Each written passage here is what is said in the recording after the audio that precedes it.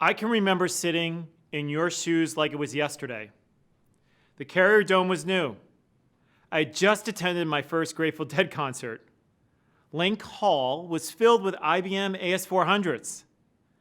And I was debating the long-standing engineering myth that Bird Library was sinking 3 inches per year because no one accounted for the book weight during design. And I had already met my future wife, but I didn't know it at the time. A world of opportunity waiting. A newly minted engineering degree from one of the most prestigious universities in the world. A brand new job at Corning Glassworks, and the words of my parents urging me not to screw this up. The only goal I really had up until this point was to achieve this milestone. My entire life's mission was to get the degree you will soon hold in your hands. And then it hit me. Hit me really hard. Why did I work so hard to get to this moment? What was my purpose? So, it was 1985. Microsoft released its first version of Windows. Nintendo released its first gaming system, including the launch of Super Mario Bros. And the first .com domain was registered. Symbolics.com, in case you're interested. It was also where I first understood what it meant for the world to come together around a common purpose. Live Aid, very unique, took place shortly after I graduated, raising over $150 million for famine in Ethiopia, the equivalent of about $300 million today. I was a big Bob Dylan fan, and this was an unforgettable performance, so it really, really got my attention. All of this together created this perfect storm for me personally. I was heading out on my own. Technology was making its way into people's lives, and I saw people coming together in unison to have an impact on the world. All of a sudden, I felt the responsibility. Real responsibility that I had as a human being and a new technologist to do good in the world outside of my own life. All of you hold the same education and opportunity as I did over 30 years ago. Yet the world I was looking at was nothing compared to the societal landscape in front of you. Your generation must help global health crisis, racial injustice, a climate catastrophe, and economic disparity. And that's just today's news cycle. So that's the bad news. But here's the good news. You are sitting here having chosen to become an engineer or computer scientist because something inside of you deeply calls for you to solve complex problems. We all know the scientific method is our most basic principle. It guides us to hypothesize around an observation or problem and to work to critically prove out what solutions are viable.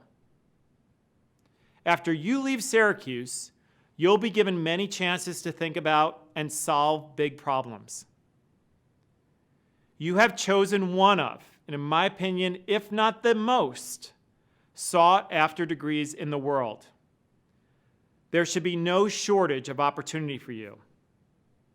There is every reason to be confident that you will create and innovate and find ways for science to advance every industry you touch. So my congratulations to you. It is an enormous accomplishment, and I am so excited for you and what you will bring to the world. But based on my experience, I am here to tell you, over 35 years later, it won't be enough. Now that you've crossed this milestone, the challenge you must embrace more personally is how you will build purpose into the career ahead of you. Now, purpose is a word lots of people and companies throw around these days. So for me to be clear, I'm not talking about making sure the company you go work for shares your values. although that is a good place to start. What I am talking about is recognizing the unique opportunity and advantages you have. Really step back for a minute and consider how much you have to contribute to the society we live in and what it faces. Look ahead to the world you want it to be. Fairer, more just, safe, embracing, and inclusive.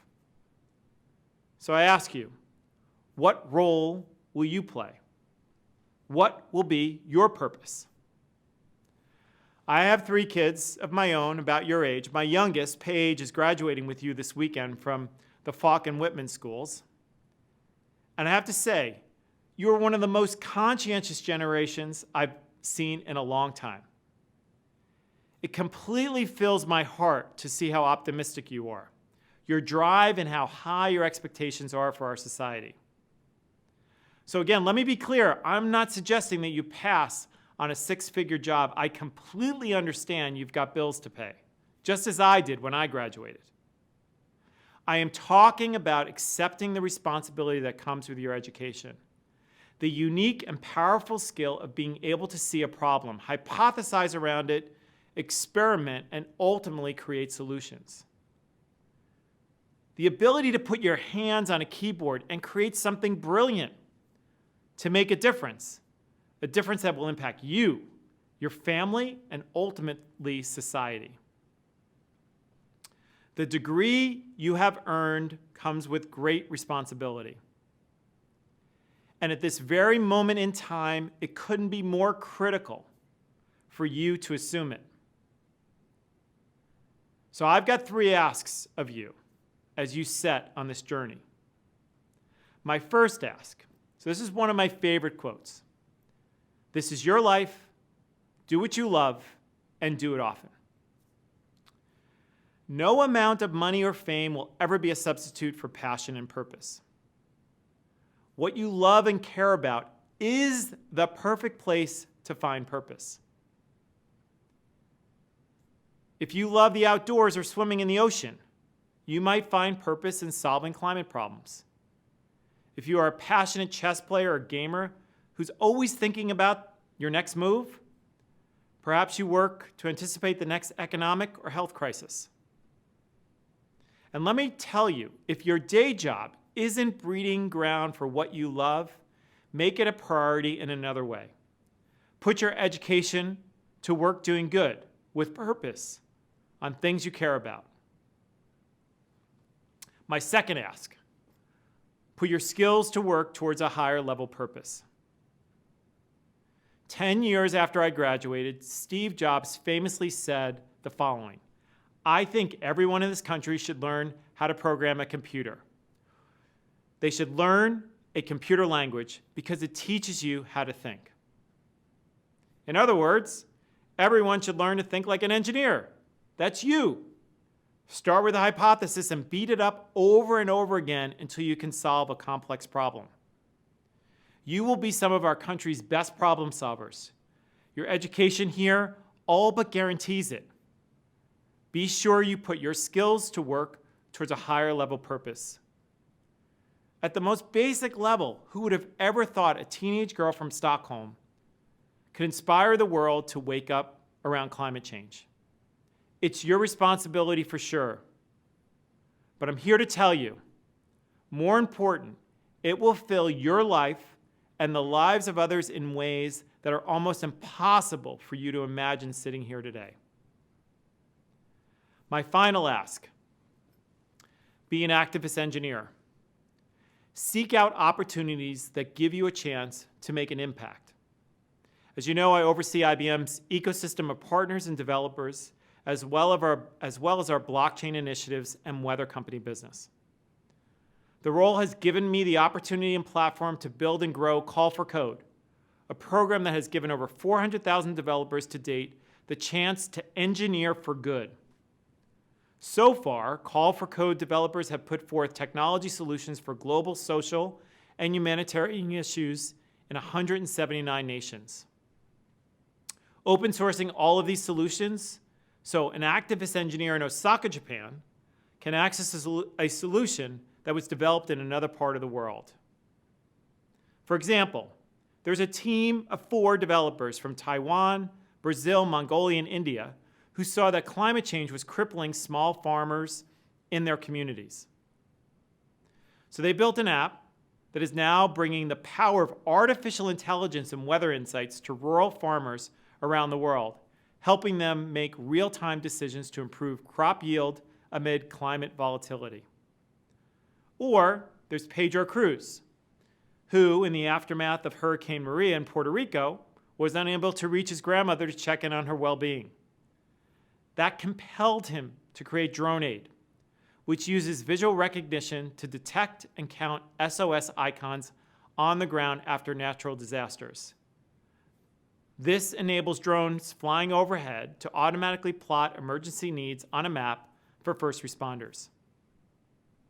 And maybe most timely to us all here, DevPost's effort with the World Health Organization to create COVID-19 mitigation solutions in categories including health, vulnerable populations, and education. Let me tell you, all these innovations and ideas were side gigs for computer scientists. There is a growing number of activist engineers, so I ask you, will you be one? As these ceremonies come to a close and you set out on your own journey, I hope you'll heed my advice. Don't waste a minute. Make every one of them really count. Remember, you have this one life. Do what you love and do it often. Put your problem-solving genius against a purpose that matters to you in the world. And I can tell you, every major global challenge that I can think of requires technology to solve. It wasn't always that way, but it is today. And this makes you lucky. You can leverage your skills to innovate, scale that innovation, open source it, and let the global engineering community use it for long-lasting impact. 3, you hold the power to be an activist engineer and inspire the broader engineering and computer science industry to get on board. Commit to a purpose and solve the unsolvable. Set your cues loose in the world. Our future depends on it.